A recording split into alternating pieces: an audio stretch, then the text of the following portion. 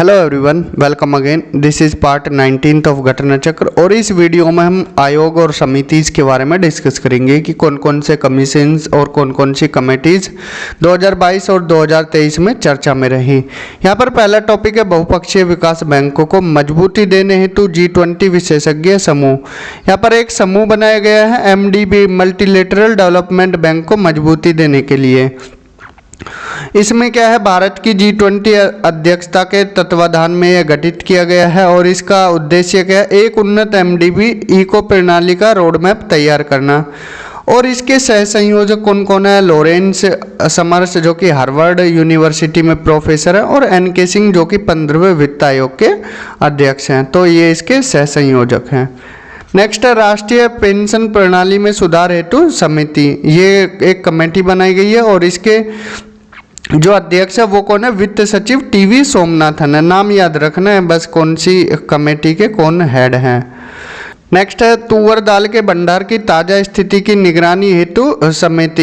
ये क्या है, इसकी अध्यक्षता कौन करेंगी? निधि खरे जो कि अपर सचिव है उपभोक्ता कार्य, खाद्य एवं सार्वजनिक वितरण मंत्रालय की, और ये इसकी हेड रहेंगी। तो ध्यान रखना तुअर दाल से संबंधित कौन हेड हैं, जो कमेटी है उसकी अध्यक्ष निधि खरे अध्यक्षता करेंगी। नेक्स्ट, भारतीय नवाचार को गिफ्ट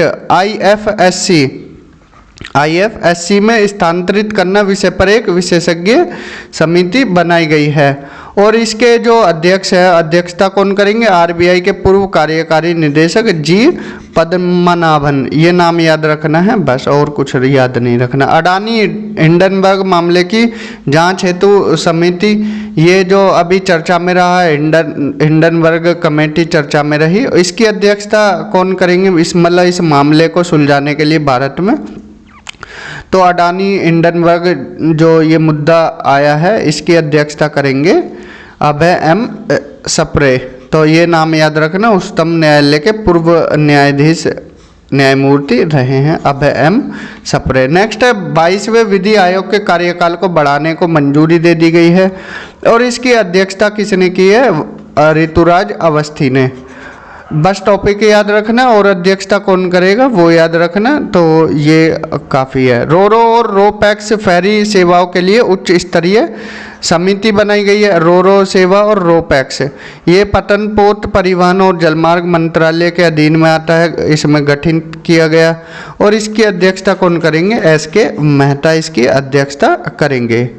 नेक्स्ट है लद्दाख की विशिष्ट संस्कृति, भाषा और रोजगार के संरक्षण हेतु समिति बनाई गई है। ये केंद्र सरकार द्वारा गठित की गई है और इसकी अध्यक्षता कौन करेंगे? नित्यानंद राय जो कि केंद्रीय गृह राज्य मंत्री हैं।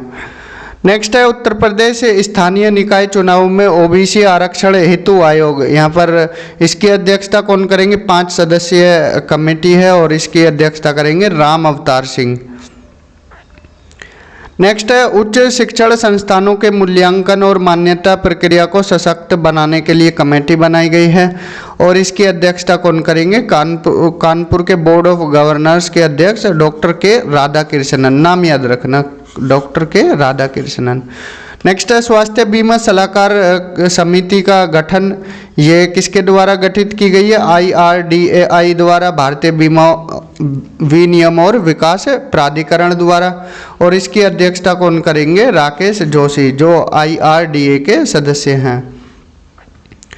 नेक्स्ट है गाम्बिया में कफ सिरप पीने से बच्चों की मौत हो गई थी, तो उसके जांच हेतु एक कमेटी बनाई गई है और इस समिति ने अपनी रिपोर्ट जारी की। इसकी अध्यक्षता किसने की? डॉक्टर YK गुप्ता ने। यहाँ पर नेक्स्ट टॉपिक है धर्म परिवर्तन करने वालों को SC का दर्जा देने हेतु विचार करने के लिए आयोग। यहाँ पर एक कमेटी बनाई गई है कि जो धर्म परिवर्तन करते हैं उनको SC का दर्जा दिया जाए, उस पर विचार किया जाएगा। तो केंद्रीय सामाजिक न्याय और अधिकारिता मंत्रालय द्वारा ये कमेटी गठित की गई और इसकी अध्यक्षता किसने की? KG बालाकृष्णन ने, जो कि पूर्व से CJI न्यायमूर्ति हैं। नेक्स्ट है सतत वित्त पर विशेषज्ञ कमेटी। यहाँ पर ये इस कमेटी को अंतर्राष्ट्रीय वित्तीय सेवा केंद्र प्राधिकरण IFSC के अध्यक्ष हैं इंजंती श्रीनिवास को सौंपी गई और समिति का गठन किसकी अध्यक्षता में किया गया? CK मिश्रा की अध्यक्षता में किया गया। नाम याद रखना। नेक्स्ट है विदेशी निवेश को बढ़ाने के लिए एफपीआई फॉरेन पोर्टफोलियो इन्वेस्टर्स सलाहकार समिति बनाई गई है। ये किसके द्वारा? सेबी द्वारा बनाई गई है और इसके अध्यक्षता किसने की? केवी सुब्रमण्यम ने की है। तो यहाँ पर हमारे आयोग और कमेटीज खत्म होते हैं। नेक्स्ट लेक्चर में हम सम्मेलन और समारोह डिस्कस करेंगे। तो इस लेक्चर में इतना ही। Thank you, have a good day.